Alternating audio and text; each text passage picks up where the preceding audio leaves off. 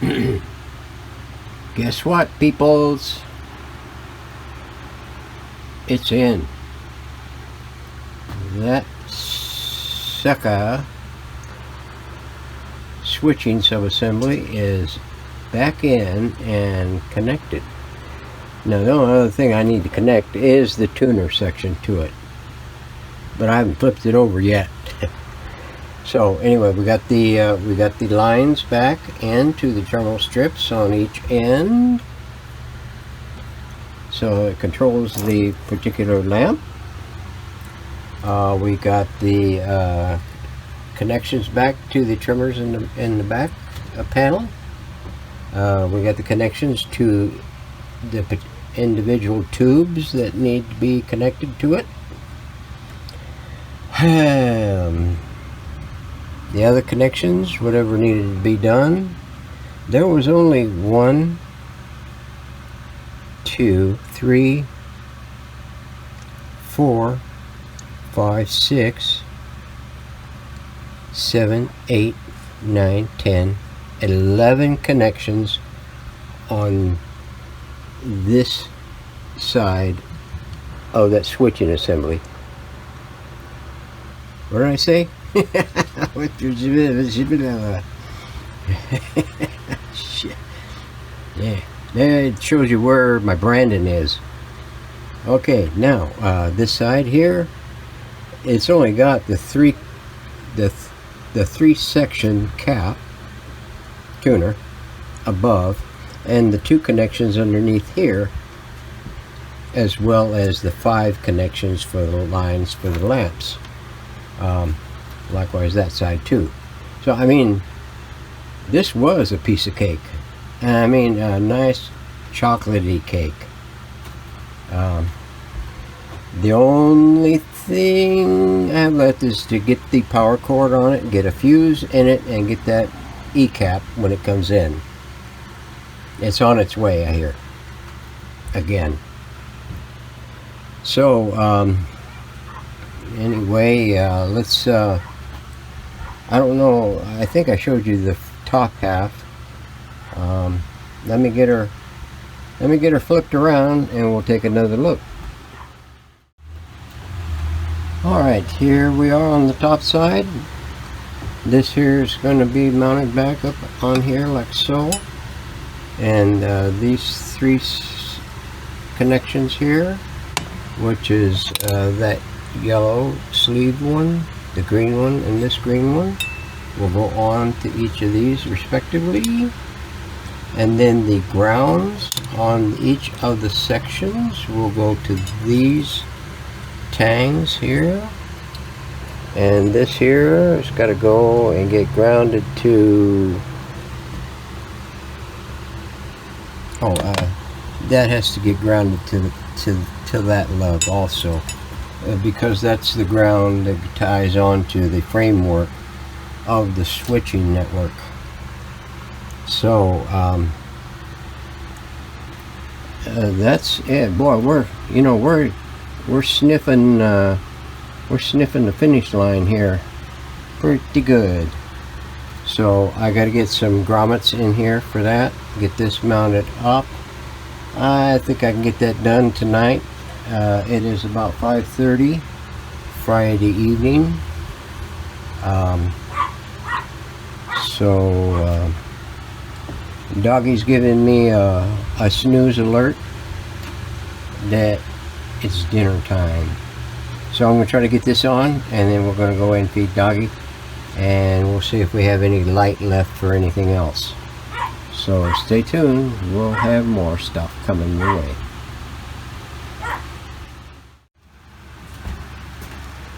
Alright,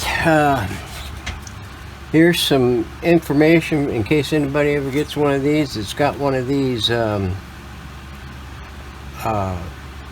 high-speed vernier tuning mechanisms. I'm not really sure how many of these are out there, but I know this one is. I wasn't quite sure how in the heck to get the. It was easy enough to get it off the chassis. I mean, 2 screws. off this flange, and boom, it comes out in an entire piece. I took it apart because I wanted to clean it, because the shaft was real tight, sticky. It had a bunch of crap in it, and so I was going to open it up and disassemble it for cleaning, and consequently broke off the tailpiece. Well, yeah, I broke it off. It went on the back of this thing right here, book, like that. This thing goes in into that like that. And this goes on the end of it. Now this part, this is your vernier control right here. This is what this slips into there, and it snaps in. And I didn't realize that, because I'd never encountered one of these before. I had no idea what the heck, and there was no other thing on it. I suppose I could have hunted for eons on radio forums and probably never found one anyway. But anyway, I found out how in the hell to get it apart after I broke the thing off. So, and that's what this screw is for, and the reason why the hole was drilled, and I tapped that for this screw, and this screw is going to go right in there, and it's all going to go back on. Because I don't know what this thing does, what it's there for, other than to keep the string from flying off. So, anyway, what I found out was, after breaking this off and drilling the hole, and then trying to drill the hole for the tapping, this thing came out. And the reason it came out is because on the back of this thing, when it goes up in there, this C-clip goes on there in that groove right there. In that groove right there. And I figured that it would just pull out. Well, it didn't pull out. It perhaps from being so gummed up and everything, I just didn't realize that it was all gummed up, and I just assumed, well, that doesn't work, so I went to something else, and that's when I broke this off. So now what I found out was, these holes are right here.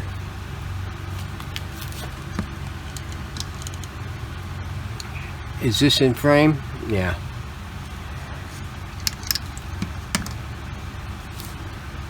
Let's move these things over here so they don't roll from my paper into Timbuktu land. Okay, these little bearings go in these holes. Boop, like that. And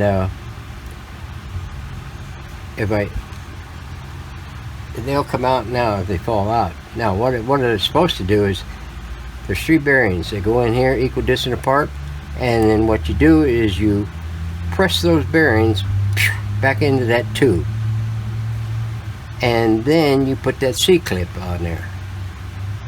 This thing is already on there because you didn't break yours off.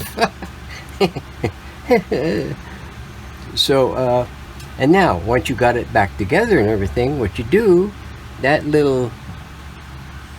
little bumpy dibbly thing right here, well, those ball bearings snap that thing in right there.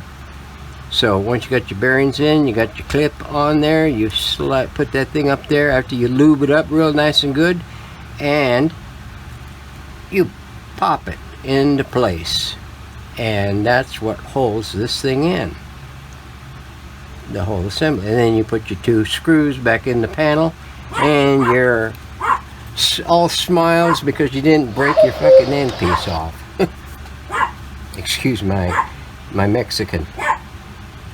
So anyway, that's what I wanted to cover with you, so nobody went off the deep end and not clean their shaft. Well, you clean their shaft and make it nice and smooth again. So next time.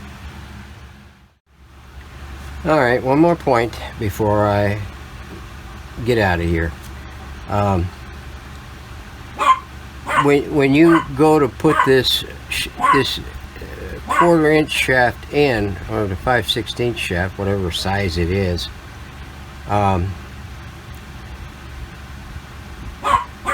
before you snap this large one into it with the ball bearings, put your ball bearings in with a little grease to hold them in there.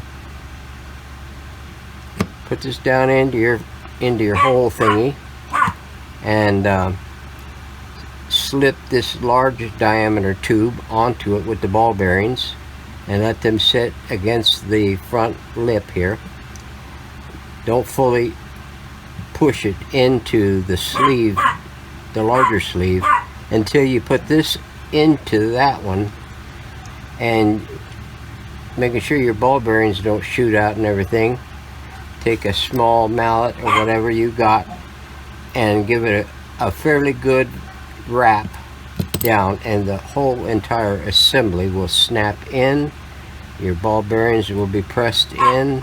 You can pull your thing out of the thing and snap your little C clip onto it.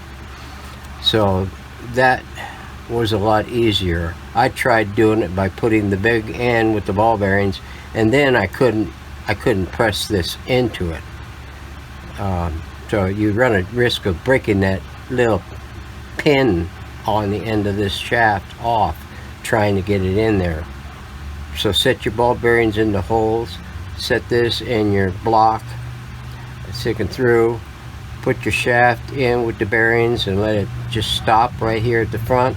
Put your inner shaft in until you contact the bearings, and then put your finger around there so you don't lose any bearings, and then give her a good wrap and the whole entire assembly will snap in.